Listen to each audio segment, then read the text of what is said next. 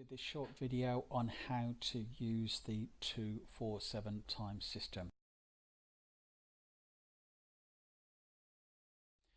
Here we're going to show you how to log in, how to approve timesheets, and how to manage any historical timesheets or any timesheets where the hours have been adjusted. And you can see from the virtual circle that we have displayed there, it's a very simple process. It starts where a trust requires a worker. The agency then will add in the details about the candidate and assign them to the job role at your particular department. The candidate then goes away and works at the trust in the working week, and it's following that the activity takes place around the approval process. The agency will add in the hours, any booking reference numbers, and upload a copy of the timesheet that has been signed and approved, and then you'll go in and approve that information, and as a result of that we then consolidate the system and payments then are automatically triggered, and then it follows through on that process time and time again. So let's show you how we use the system.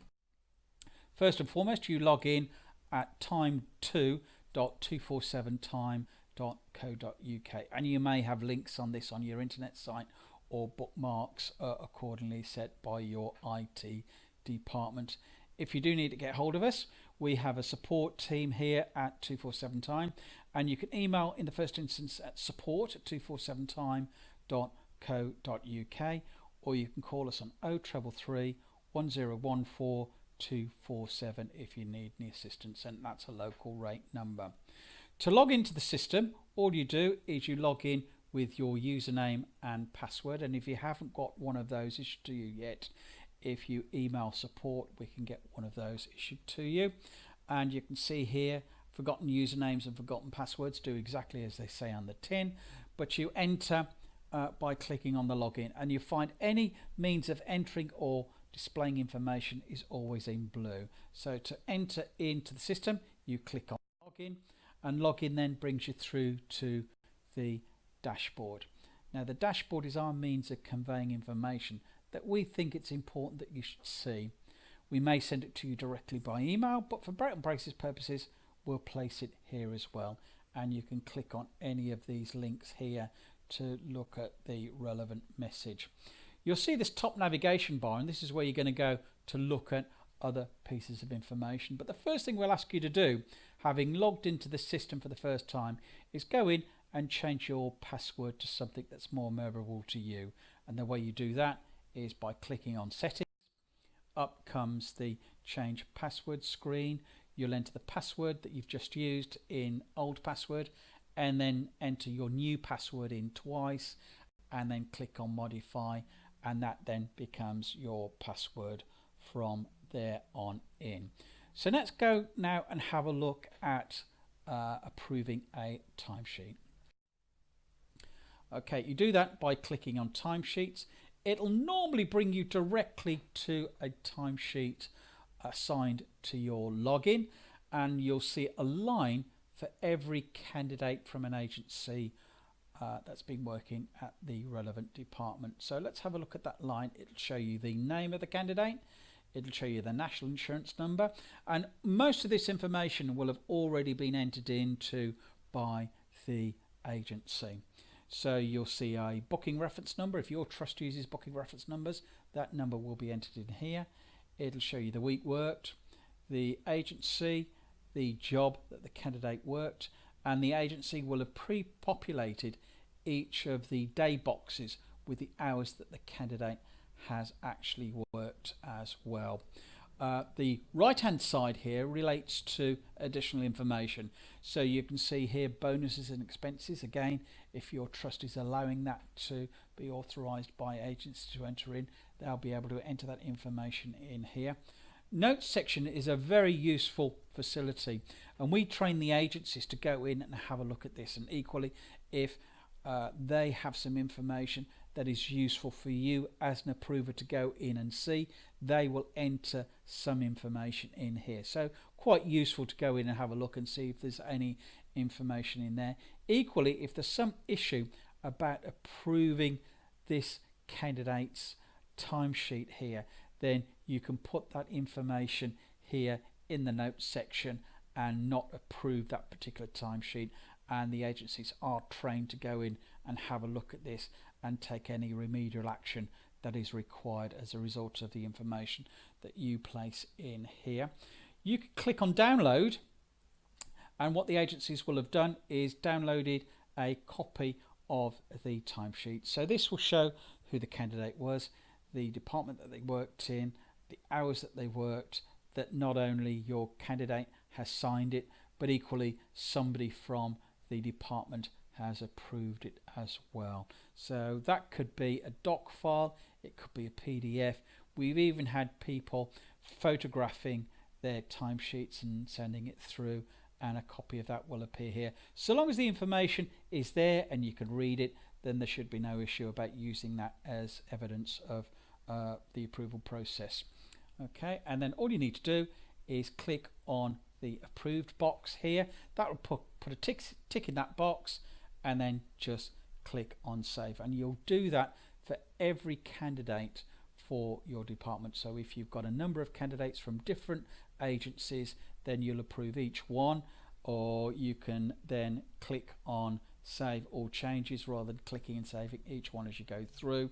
If you've got a number of departments to go in and approve, all you need to do is click back at home and then switch user on the dashboard up at the top left hand side, and that enables you then to switch those departments, saves you logging out and logging back in. So in essence, the system is just 5 clicks to approve. So the first click is to log in, then you click on the timesheets and it'll bring you up the first timesheet that you can go in approve, and then you click on approve for that candidate, then click save and then log out. And that in essence how simple as it is to approve a candidate within the system. But let's just go through and have a look at the timetable. The timetable is a weekly process, so it starts off that the candidate registers at the agency then will call the trust, or the trust will call the agency to say, have you got a candidate? And then the candidate will then go away and work at the trust. So that's basically week 2. Week 3 is where typically by Monday at 5 p.m.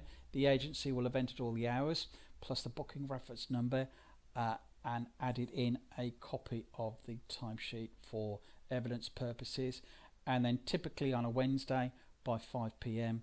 you as an approver will need to have gone in and approved your department's timesheets. Now each trust may have a variance on the days on that, so you'll need to double check that those days do correlate with your particular trust. But basically that's how the system works on a week by week basis, and then following that process the trust will pay according to the terms agreed, either directly to the candidate or to the agency.